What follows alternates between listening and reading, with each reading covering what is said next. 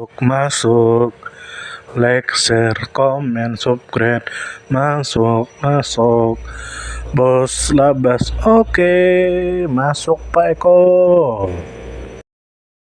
Sapi atau jawi atau lembu adalah hewan ternak anggota famili Bovidae dan subfamili Bovinae. Sapi dipelihara terutama untuk dimanfaatkan susu dan dagingnya sebagai pangan manusia. Hasil sampingannya seperti kulit, jeroan, tanduk, dan kotorannya juga dimanfaatkan untuk berbagai keperluan manusia. Di sejumlah tempat sapi juga dipakai sebagai 1. Penggerak alat transportasi. 2. Pengolahan lahan tanam dan alat industri lain seperti peremas tebu. Karena banyak kegunaan ini, sapi telah menjadi bagian dari berbagai kebudayaan manusia sejak lama. Bahkan kegiatan kebudayaan yang menggunakan sapi pun masih banyak. Kebanyakan sapi merupakan keturunan dari jenis liar yang dikenal sebagai auroch yang sudah punah di Eropa sejak 1627. Namun terdapat beberapa spesies sapi liar lain yang keturunannya didomestikasi termasuk sapi Bali yang juga diternakkan di Indonesia. Dikatakan bahwa sapi adalah Artiodactyla berukuran besar mamalia kuku belah, artinya mereka berjalan dengan dua jari kaki, jari ketiga dan keempat. Seperti semua spesies sapi, mereka dapat memiliki tanduk yang tidak bercabang dan tidak rontok setiap tahunnya. Warna bervariasi menurut ras, warna umum adalah hitam, putih, dan merah atau coklat, dan beberapa ras berbintik atau memiliki warna campuran. Sapi jantan lebih besar dari sapi dari jenis yang sama hingga beberapa ratus kilogram. Sapi British Hereford, misalnya, memiliki berat 600–800 kg sedangkan sapi jantan memiliki berat 1000–1200 kg. Sebelum tahun 1790 berat sapi potong rata-rata hanya 160 kg bersih. Setelah itu beban terus meningkat. Ukuran ras sapi sangat bervariasi, yang tertinggi dan terberat adalah Chianina dengan banteng dewasa yang bahunya bisa mencapai 1,8 meter dan beratnya bisa mencapai 1280 kg. Kehidupan alami ternak domestik adalah sekitar 25–30 tahun. Sapi potong akan disembelih pada usia sekitar 18 bulan dan sapi perah pada usia sekitar 5 tahun. Dikatakan juga bahwa sapi adalah hewan ruminansia, yang artinya sistem pencernaan mereka sangat terspesialisasi untuk mengolah bahan tanaman seperti rumput yang kaya akan selulosa, polimer karbohidrat keras yang tidak dapat dicerna oleh banyak hewan. Mereka melakukan hal ini melalui simbiosis dengan mikroorganisme, bakteri, jamur, dan protozoa yang memiliki selulase enzim yang memecah selulosa menjadi gula penyusunnya. Di antara sekian banyak bakteri yang berkontribusi adalah Fibrobacter succinogenes, Ruminococcus flavefaciens, dan Ruminococcus albus. Jamur selulolitik mencakup beberapa spesies Neokalimastiks, sedangkan protozoanya meliputi Ciliata, Diplodinium magi, dan Ostracodinium album.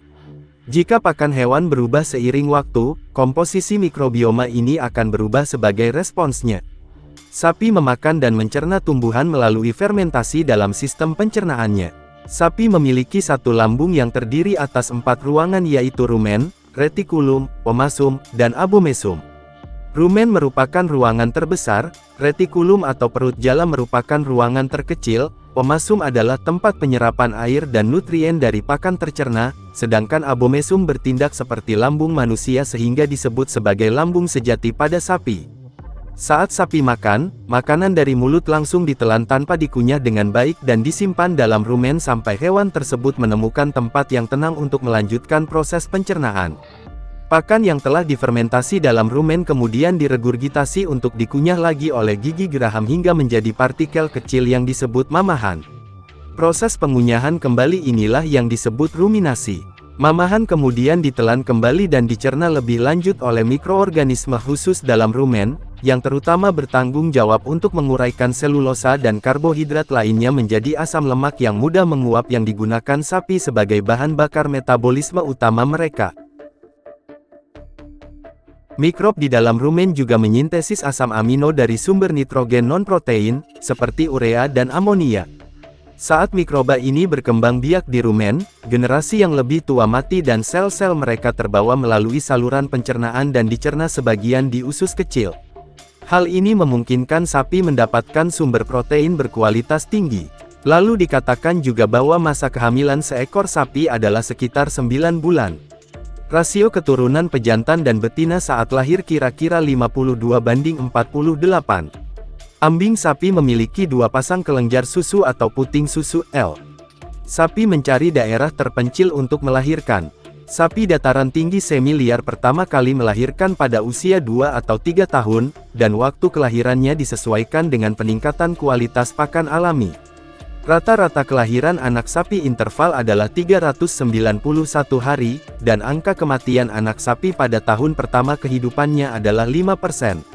Anak sapi potong menyusu rata-rata 5 kali sehari, menghabiskan waktu sekitar 46 menit untuk menyusu. Dalam kondisi alami bahwa anak sapi tinggal bersama induknya sampai di sapi pada usia 8 hingga 11 bulan. Sapi betina dan sapi jantan sama-sama melekat pada induknya pada beberapa bulan pertama kehidupannya. Selain kawin secara alami, pada sapi juga dilakukan inseminasi buatan untuk pemuliaan hewan.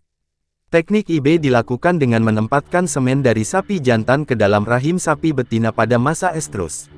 Estrus juga dapat diinduksi secara artifisial untuk memfasilitasi proses tersebut. Kopulasi berlangsung beberapa detik dan terdiri dari satu dorongan panggul. Sapi yang mengalami kesulitan untuk melahirkan disebut gejala distokia. Di beberapa daerah di Indonesia, anak sapi yang baru lahir disebut pedet. Secara alami bahwa pedet akan menyusu selama 7 hingga 8 bulan sebelum disapih. Namun dikatakan bahwa pedet sudah bisa disapih sejak berumur 2 bulan misalnya ketika induknya digunakan sebagai sapi perah. Ambing sapi memiliki 2 pasang kelenjar susu sehingga terdapat 4 kuarter. Sapi jantan memiliki penis fibroelastis. Karena hanya ada sedikit jaringan erektil tidak ada pembesaran yang signifikan ketika seekor sapi ereksi. Penis mereka cukup kaku saat tidak ereksi dan menjadi lebih kaku saat ereksi. Penonjolan tidak banyak dipengaruhi oleh ereksi, tetapi lebih karena relaksasi otot retraktor penis dan pelurusan fleksura sigmoid. Dikatakan juga bahwa manusia memelihara sapi untuk mengambil produknya dan menggunakan tenaganya. Berdasarkan manfaat yang diambil, sapi peliharaan dapat digolongkan menjadi sapi potong, sapi perah, dan sapi pekerja.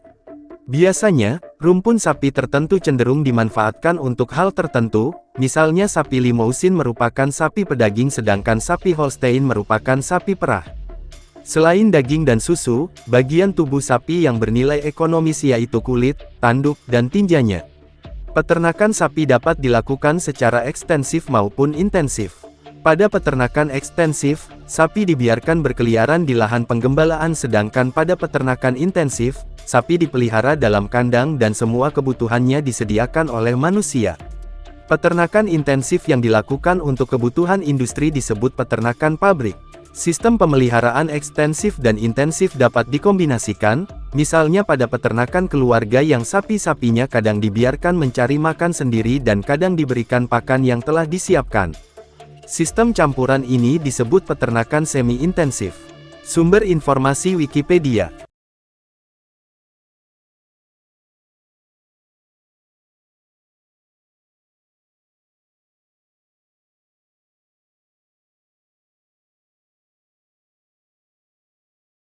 Terima kasih, mampir.